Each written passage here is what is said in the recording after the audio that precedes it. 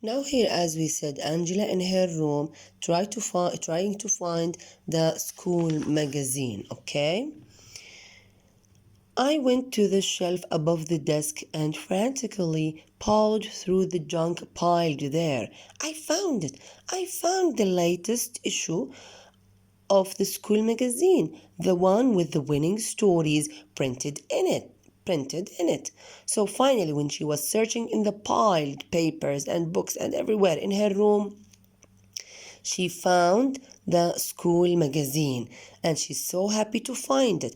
Now she has no time, only 7 minutes. She needs to go quickly back so she can read the winning story before the magazine disappeared and before the time is running. And she pawed, which means that she searched like animals using her hands and everywhere between the books and the papers. How much time had passed? Better hurry. The shower had stopped running. This meant the other me was out of the bathroom. Have to get out of here. She was so scared to meet herself because she heard that the shower stopped, which means that the other me finished showering, and she's coming out, and she doesn't want to meet herself. Too late.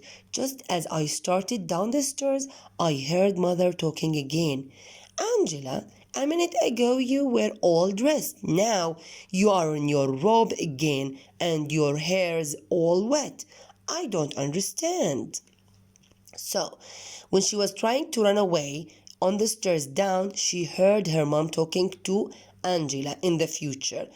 That you just passed by me dressed and now you are in your robe and your hair is wet because she's taking a shower.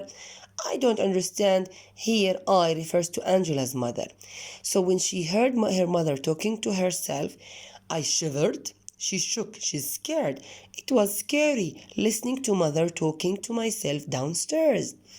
I heard my other self answering something, then the sound of my steps, coming up the stairs. In a panic, I dodged into the spare room and closed the door. So she heard herself coming upstairs after she or I answered my mom in the future. So she wants to hide. She doesn't want to meet herself in the future. So she ran and escaped inside a spare room and closed the door. I heard my steps, go past and into my room. The minute I heard the door of my room close, I rushed out and down the stairs. So once she heard herself getting into the room and closed the door, directly and quickly she rushed down the stairs to go back to Peter's garage before the 7 minutes finished. Mother was standing at the foot of the stairs. Yes, she was standing down at the end of the stairs, beside the lowest stair. When she saw me, her mouth drooped. But, just a minute ago, you were in your robe and your hair was all wet. Her mother was so surprised. She's coming back now, and her mother was shocked. She saw her daughter many times in a very short time. Of course, this is going to make her mad. See you later, mother, I panted, and I ran. Behind me, I heard mother muttering, I'm going mad.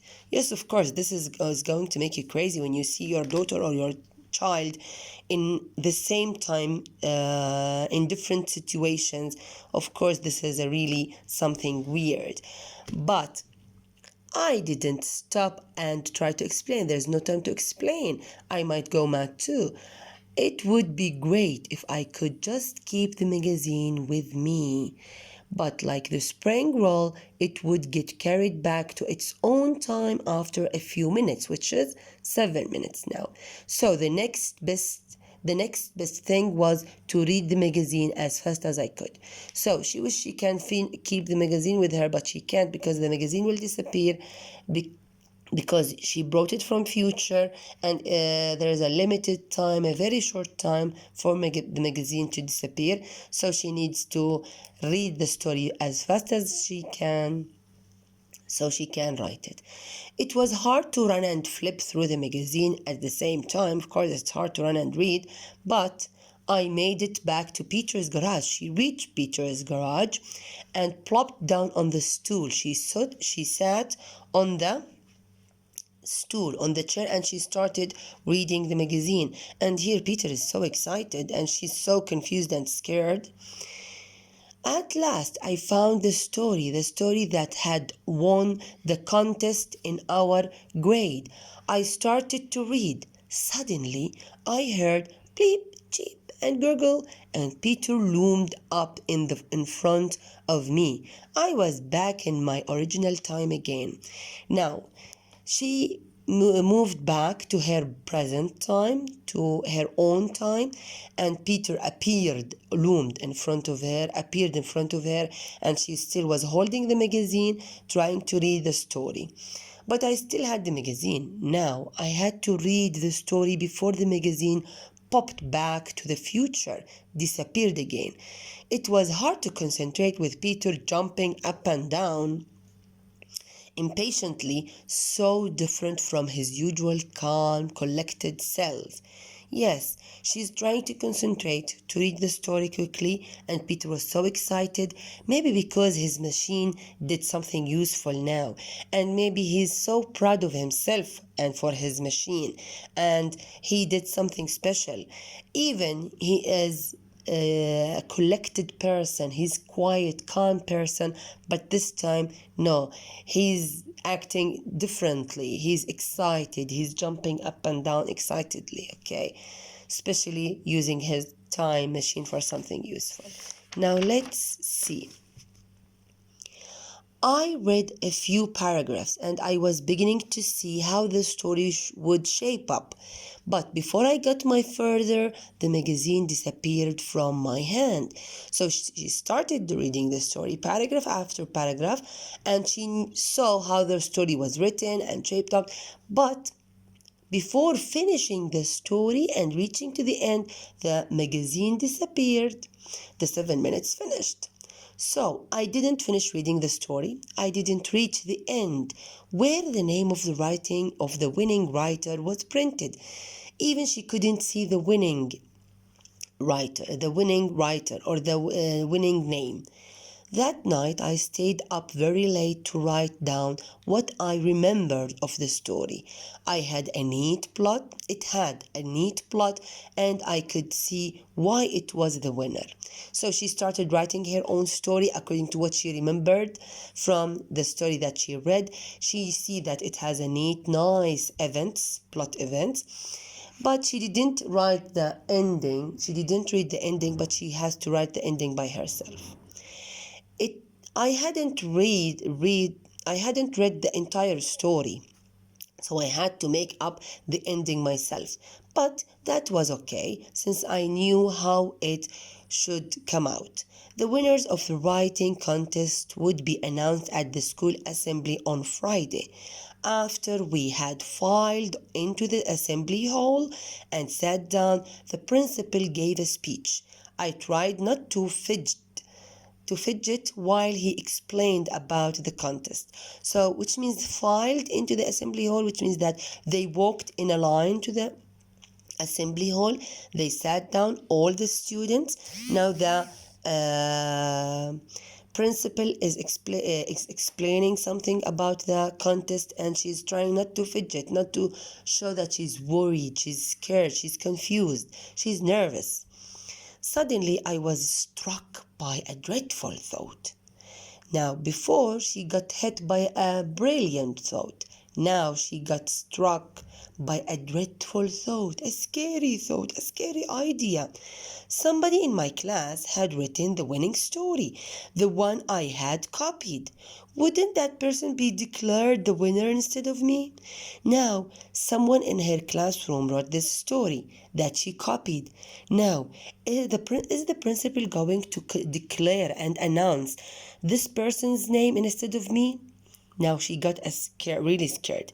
The principal started announcing the winners.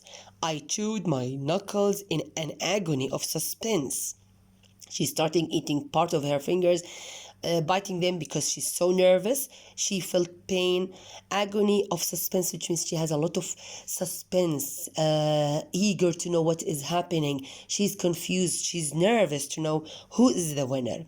As I waited to see who would be announced as the winner in my class, slowly the principal began with the slowest grade.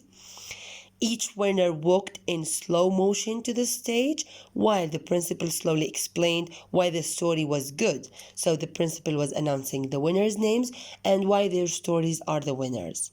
At last, he came to our grade. The winner is. He stopped, slowly got out his handkerchief, and slowly blew his nose. Handkerchief, it's a tissue from fabric. People usually use it personally. Then he cleared his throat. The winning story is Around and Around by Angela Tang. Wow, she's the winner. The principal announced her name as a winner and her story, and the title of her story, Around and Around. I sat like a stone, unable to move. Peter nudged me. Go on, Angela. They are waiting for you.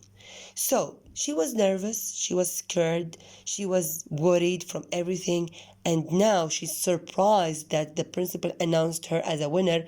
So she sat like a stone. Here, the author or the writer used simile to describe Angela, that she's surprised like a stone and she couldn't move, but Peter poked her and nudged her to go to the stage because the principal wants to give her the gift and everyone wants to cheer her and clap for her. Okay, now she is the winner, but what will happen next? What about the person, the real person who wrote the story in her classroom? Let's see.